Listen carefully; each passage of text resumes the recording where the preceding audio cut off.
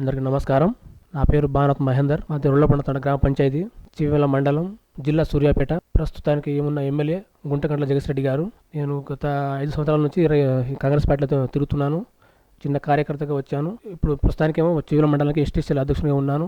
ప్రస్తుతానికి రాజకీయాల్లో తిరుగుతున్నాను. మంచి చెడు తెలుసుకుంటున్నా. గత 5 సంవత్సరాల నుంచి తిరుగుతున్నా కాబట్టి కొంచెం ప్రజలకు సేవ చేయాలనే ఆశతోటి రాజకీయంలో వచ్చాను. ఇప్పుడు ఉన్న సిచ్యువేషన్లో ప్రస్తుతానికి మా గ్రామానికి యూత్ ఆధ్వర్యంలో ఒక బోట్ డ్రైవ్ ఏర్పాటు చేయడం జరిగింది. మా ఆధ్వర్యంలో, మా సర్పంచ్ గారి ఆధ్వర్యంలో నేను ముందు ఉండి నడిపించి, మా సర్పంచ్ పేరు భానత్ కాశీం నాయక్, బుజ్జి కాశీం నాయక్. గ్రామ ప్రజల సహకారంతో, సర్పంచ్ గారి సహకారంతో వాళ్ళందరి ఆధ్వర్యంలో చేయడం జరిగింది. గత బీఆర్ఎస్ ప్రభుత్వంలో అభివృద్ధి అనేది ఏం లేదు. దాని గురించి ఆ విషయంలోనే యువత అందరం అనుకొని కొంచెం యువత సపోర్ట్ చేస్తే రాజకీయంలో వచ్చాను. మొన్న జరిగిన అసెంబ్లీ ఎన్నికల్లో ప్రస్తుత ఎమ్మెల్యే గుంటకండ్ల జగశ్రెడ్డి గారు డబ్బుతోటి, మద్యంతో ప్రజల మొబైల్ పెట్టి గెలిచారు. కానీ నైతికంగా అయితే గెలిచింది మా కాంగ్రెస్ పార్టీ. నేను ఎస్టీసీల అధ్యక్షుని ఎన్నికైన కాడ నుంచి 2020లో ఎన్నికైనా అప్పటి నుంచి ఇప్పటి వరకు ప్రజల్లోనే తిరుగుతూనే వస్తూనే ఉన్నా. ఏమైనా సమస్యలు ఉంటే పోతున్నా, సమస్యలు సాల్వ్ చేస్తున్నా. భూ సమస్యలు కానీ, మంచి చెడు ఏమైనా ఉంటే ఆర్థికంగా కానీ నా వంతు నేను సహాయం చేస్తున్నా. ఇప్పుడు ప్రస్తుతం నా మునుగోడులో మా ఎమ్మెల్యే రాజగోపాల్ రెడ్డి గారు మంచి పని చేసిర్రు.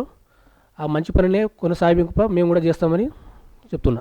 మా మండల స్థాయి మొత్తానికి బెల్ట్ షాపులు మూసే విధంగా ప్లాన్ చేస్తాం. పాఠశాల అంటే ఇప్పుడు మా రేవంత్ గడ మొన్న చెప్పారు, మా సంతు మహారాజ్ శివలాల సమితి నాడు చెప్పారు, ప్రతి గ్రామ పంచాయతీకి ఒక స్కూల్ ఏర్పాటు చేస్తాం, మూసివేసిన స్కూల్ మొత్తం తెరిపిస్తామని చెప్పారు.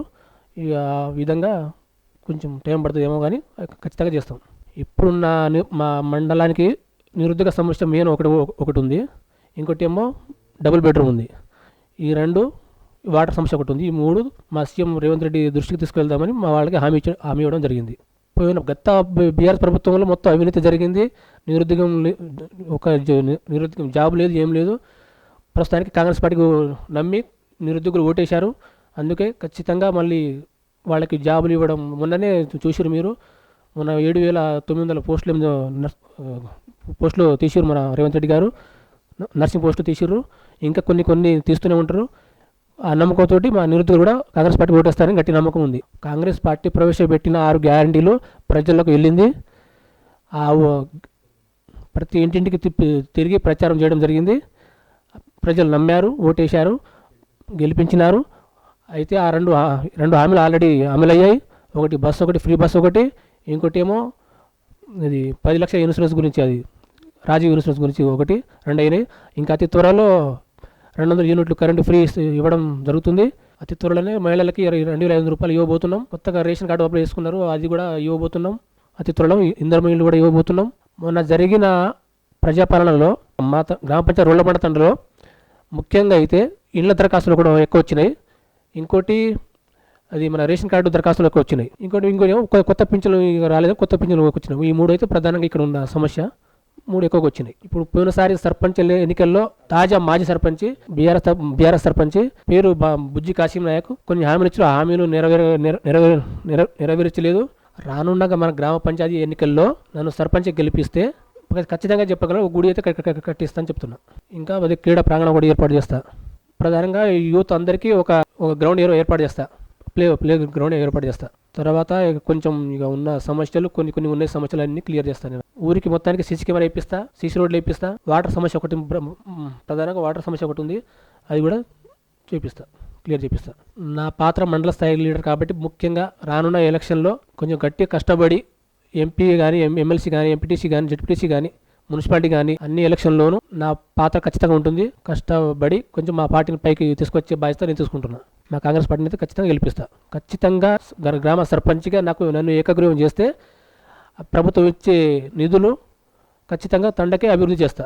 నేను ఖచ్చితంగా స్థానిక అభ్యర్థినే, ప్రతి రోజు ప్రజల్లోనే ఉంటా, ఈ ప్రజల మధ్యన తిరుగుతా, ప్రజల సమస్యలు తెలుసుకుంటా, వాళ్ళని ఏ విధంగా కష్టాలు సుఖాలు ఉంటే మొత్తం పంచుకుంటా, ప్రతిదానికి సహకరిస్తా. తాజా మాజీ సర్పంచ్ బుజ్జి కాశీం నాయక్ గారు కొంచెం ఇప్పుడు గత 5 సంవత్సరాలు మొత్తం ఒక అభివృద్ధి చేయకుండా ఏదో అయినాం కదా, అయినట్టే ఉండి ఏదో అట్లా చేసారు. కానీ ప్రజలు అయితే ఉండలేదు, ప్రజలకు అందుబాటులో లేరు. అలా కాకుండా ప్రతిరోజు ప్రజల్లో ఉంటే ప్రతి సమస్యని తెలుసుకుంటున్నా. గత 5 సంవత్సరాల నుంచి ప్రజల్లోనే ఉన్నా. ప్రస్తుతానికి మండల ఎస్టీసీల అధ్యక్షునిగా గత 5 సంవత్సరాల నుంచి ప్రజల్లోనే ఉన్నా, ప్రజల్లోనే తిరుగుతున్నా.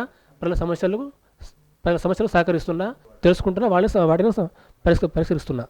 ప్రజల సమస్యలు తెలుసుకుంటున్నా, ప్రజల సమస్యలు తెలుసుకొని వాటిని పరిష్కారం చేస్తున్నా. రానున్న వచ్చే ఎన్నికల్లో ఎమ్మెల్సీ ఎన్నికలు కానీ, ఎంపీ ఎలక్షన్ కానీ, జడ్పీటీసీ కానీ, ఎంపీటీసీ కానీ, మున్సిపాలిటీ కానీ, సర్పంచ్ కానీ, ఏదైనా కానీ నా తరపున అయితే ఏ అభ్యర్థి టికెట్ ఇచ్చినా ఖచ్చితంగా నా పాత్ర ఉంటుంది. కాంగ్రెస్ పార్టీ తరపు నుంచి గెలిపించడం, కాంగ్రెస్ పార్టీ తరపు నుంచి నా యొక్క మండల స్థాయి నా బాధ్యత తరపు నుండి అందరికీ గెలిపిస్తా. మా పార్టీ నుంచి ఎవరు నిలబడ్డా, ఎవరికి టికెట్ ఇచ్చినా నేను సహకరిస్తా. ఖచ్చితంగా నా మద్దతు ఉంటుంది. మా కాంగ్రెస్ పార్టీని ఖచ్చితంగా గెలిపిస్తా. చివిల మండల ఎస్టీసీల అధ్యక్షునిగా ప్రతి స్కూలు సందర్శించి పిల్లలకి కౌన్సిలింగ్ ఇచ్చే దిశగా ఏర్పాటు చేస్తా. ఇంకోటి, పిల్లలందరూ కొంచెం మంచిగా చదువుకోవాలి. మీ తల్లిదండ్రులు కష్టపడి మిమ్మల్ని చదివిస్తున్నారు. అనవసరంగా మద్యానికి, డ్రగ్స్కి బానిస కాకండి. అలాగే అమ్మాయిలు కానీ అబ్బాయిలు కానీ ఆత్మహత్యలు అలాంటివి చేసుకోవద్దు. అలాంటివి ఆలోచనలు పెట్టుకోకండి.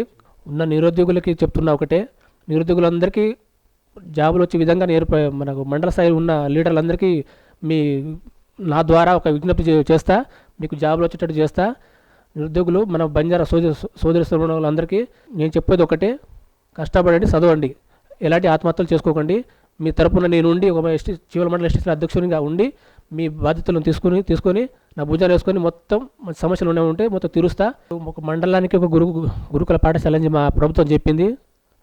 ఇప్పుడు ప్రతి మండలానికి ఒక గురుకుల పాఠశాల కట్టించబోతున్నాం. మన బంజారా ఎస్టీ సోదరులకు ఒకటే చెప్తున్నా, మీ తల్లిదండ్రులకు మీకు కష్టపడి మిమ్మల్ని చదివిస్తున్నారు. మన బంజారా తరపున నేను కూడా ఒక గురుకుల పాఠశాల ఏర్పాటు చేస్తా. మీ యువత రాజకీయాలు రావాలనుకుంటే రావచ్చు, ఆసక్తి ఉంటే రాజకీయాలు కూడా రావచ్చు, కష్టపడవచ్చు, పైకి రావచ్చు. కొంచెం యువత కూడా ఆలోచన చేసి ఆచితూచి అడుగు వేసి రాజకీయాలు రావాలి. మన యువత తలుచుకుంటే ఏదైనా సాధించుకోవచ్చు. మొన్న మీరు ఎట్లయితే మార్పు చూపించుర్రో, కాంగ్రెస్ పార్టీని గెలిపించుర్రో, అదేవిధంగా అన్ని ఎన్నికల్లో కూడా రాబోయే ఎన్నికల్లో కాంగ్రెస్ పార్టీని గెలిపించాలని మనవి చేస్తున్నా. అందరికీ ధన్యవాదాలు.